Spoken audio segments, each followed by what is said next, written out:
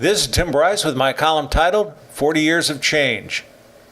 This year I celebrate 40 continuous years in business, not counting menial jobs I took in high school and college. Whenever I mention this, people start to look at me as some type of dinosaur. But it seems like it was only yesterday when I entered the workforce. As a management consultant, I have had the good fortune to see a lot during this period. I've traveled considerably and worked with just about every type of business imaginable. And because my profession is closely tied to the computer industry, I've had a front row seat in watching the evolution of computing.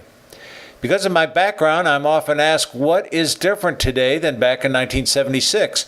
Three interconnected areas come to mind: technology, business, and society. Technology drives change, and I've witnessed more than my share in the areas of transportation, communications, healthcare, and computing. I've watched us go from an analog to digital generation. Instead of carburetors, we now talk about electronic ignition. Instead of vinyl records, we now download music off of the internet and play it on a variety of devices. Instead of spending weeks or months recovering in a hospital, we now expect to be released either the same day of our visit or shortly thereafter. And computers have shrunk from mainframes to minis to micros and now down to handheld devices. During this time, we've become closely dependent on our technology, most likely to the point of addiction. We simply cannot comprehend being without our devices regardless of where we are or who we are with. This has caused us to become impatient and short-tempered as we want everything now. We want instant photos, instant communications, instant access to information, instant entertainment, and much more. And if we don't get it, we become frustrated and irritated. All of this has had an adverse effect on our social skills and temperament. Not surprising, we are witnessing changes in our personalities and the rise of a variety of neurosis, such as depression, high anxiety, and obsessive behavior. None of this was as prevalent in 1976 as it is today. This manifests itself into narcissistic behavior and diminishing common courtesy. And let us not forget an escalating drug culture. It is unsettling we now possess more trust in technology than people. As to business, back in the 1970s, business was more oriented towards a Theory Y form of management, whereby workers were managed from the bottom up, meaning employees were properly trained, assigned tasks, and delegated authority to conquer projects on their own. If a problem surfaced, the manager would get involved. Otherwise, he or she maintained a hands-off policy towards project development. The manager, of course, would routinely monitor progress reports, but spent little time supervising workers.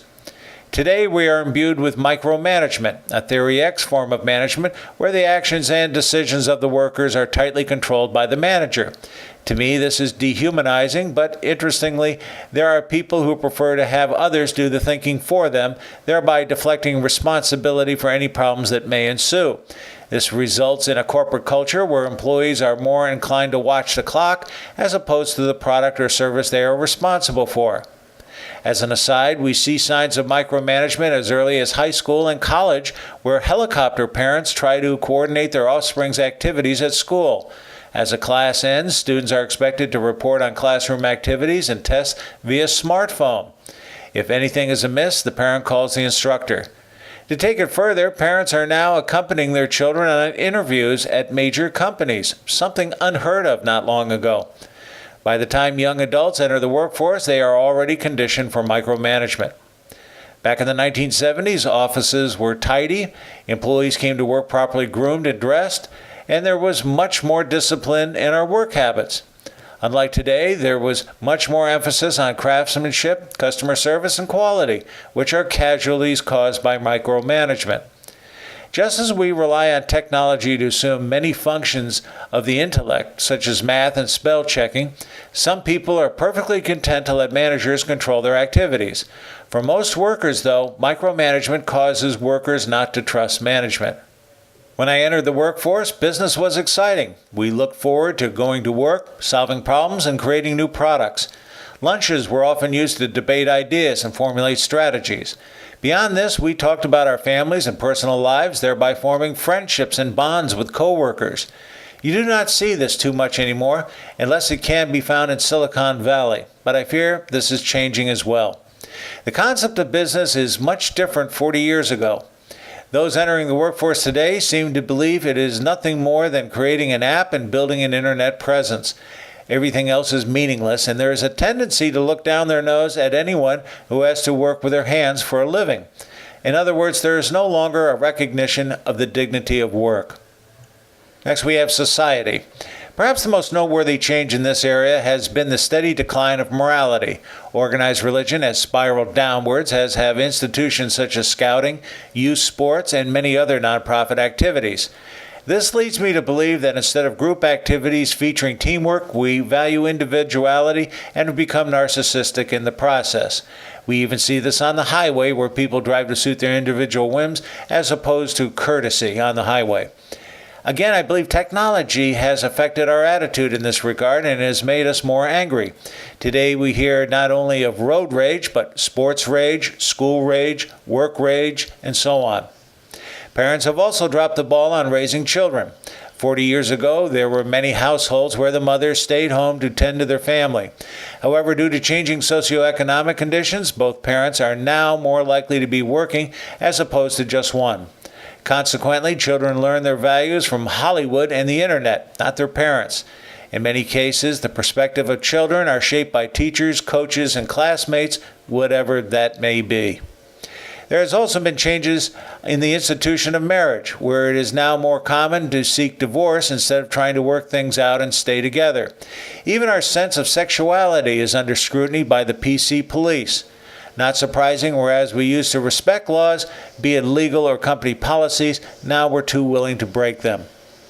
Today, political correctness rules decorum. What was funny 40 years ago is now considered vulgar. We now have to watch our language carefully so we dare not offend anyone, particularly the media. One of the primary reasons Donald J. Trump is so popular with voters today is because people are sick of political correctness. I also tend to believe we have become socially dysfunctional, again thanks in large part to technology. We used to have a sense of community where people watched out for their neighbors. If someone was in trouble, you helped out. We would often stop to greet and talk with our neighbors, to perhaps share a joke or tidbit of gossip. Not so anymore. Jokes are taboo, and you are now more conscious of what you share with your neighbor. Today we are less likely to volunteer our time to help anyone or any institution.